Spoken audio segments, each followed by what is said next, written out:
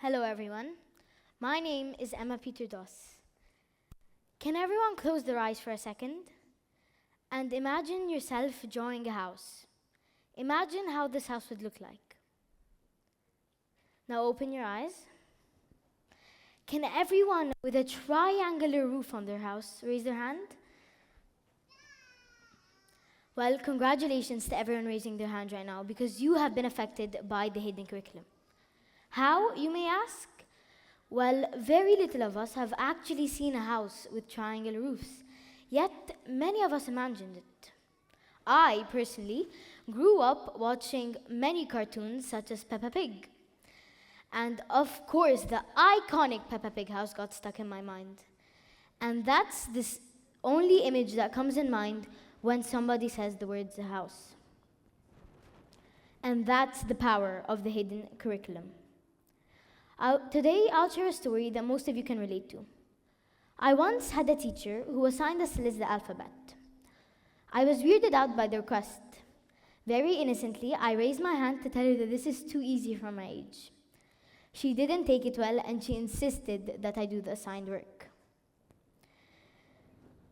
Very politely, like any good student, I followed instructions. But up till this moment, I have no idea why we had to list the alphabet.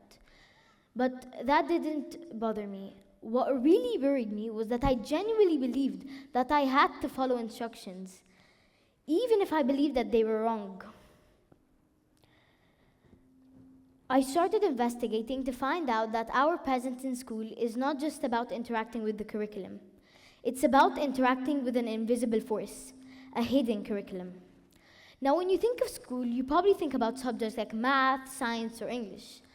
These are the things we're taught directly in class. But there's another kind of learning that happens too, the hidden curriculum. This is the set of lessons we pick up outside of the books. It's the rules, expectations, and social skills we learn without anyone actually teaching us. For example, think about how in school we're expected to raise our hands when we have a question or wait our turn to speak. These aren't lessons in any book, but they're important because they help us function in a group. Then there's things like learning how to deal with failure, how to make friends, or even how to act in different situations. These might not be in the lesson plan, but they affect us just as much. The hidden curriculum can teach us valuable life skills, such as teamwork, responsibility, and how to communicate with others. But sometimes it could also teach us things we might not realize, like how to deal with stress or how to fit in. And not every student learns these things in the same way or at the same pace, which can be a challenge for some students. But here's the thing. The hidden curriculum isn't always positive. Sometimes it can have a negative impact on us. For example, it can teach us that certain behaviors are more acceptable than others, or that some people are more worthy of attention or success based on how they fit in with the group, which can lead to bullying, exclusion, or even feeling like we're not good enough if you don't meet certain unspoken standards. Imagine with me if Rosa Parks followed the rules. Rosa Parks was a brave woman who changed the way black people were treated in the US 1955 in Montgomery, Alabama. She refused to give up her seat on a bus for a white person, even though there was a law that said that black people had to move and go back if a white person needed a seat. Because of this, she got arrested. Her arrest sparked the Montgomery bus boycott, where black people refused to ride the buses and walked instead to protest the segregation. The boycott lasted over a year, and it eventually led to the law being changed. Rosa's actions helped inspire a lot of other people to stand up against unfair treatment and helped start the civil rights movement.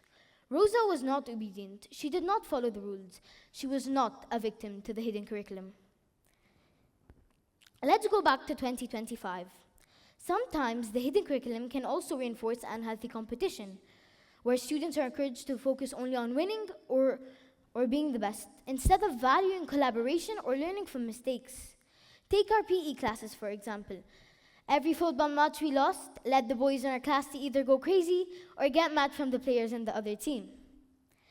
Not every student has the same social skills, and not everyone has the same understanding of how to handle their emotions. Some kids might learn how to handle their stress from their parents, while others might learn it from a teacher or a friend. The hidden curriculum can be different for everyone, and it's not always obvious how it affects us. So why does it matter? Well, the hidden curriculum shapes who we become. It's not just the subjects we learn, but how we interact with the world and with other people. As we grow older, these hidden lessons will stick to us and influence the way we handle relationships, approach problems, and navigate our futures. I think it's important to recognize the hidden curriculum because when we do, we can make sure that it's teaching us the right things. We need to be aware of both the good lessons and the ones that might hold us back.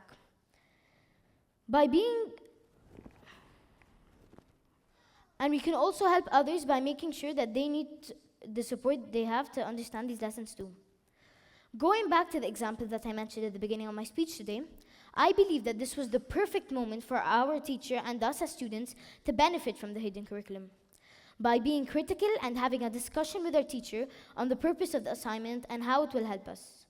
We could have learned so much about how our memory functions, as well as techniques we can use to help achieve better results when studying. I asked a couple of students if they know what the hidden curriculum is. However, none of them knew. So then I explained it and asked if it has ever impacted or helped any of them. Some said it had them make friends, others said it had them with their social skills, and some even said it had them shape their life. Which proves that many people don't know what the hidden curriculum is, but it has helped them in many aspects of life. Last but not least, I also want to mention how the hidden curriculum has affected me personally.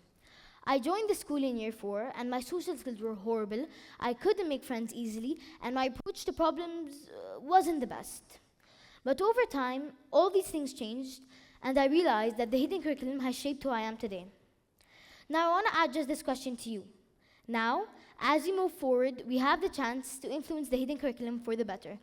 What kind of impact would you want it to have on you and those around you? Thank you for your time.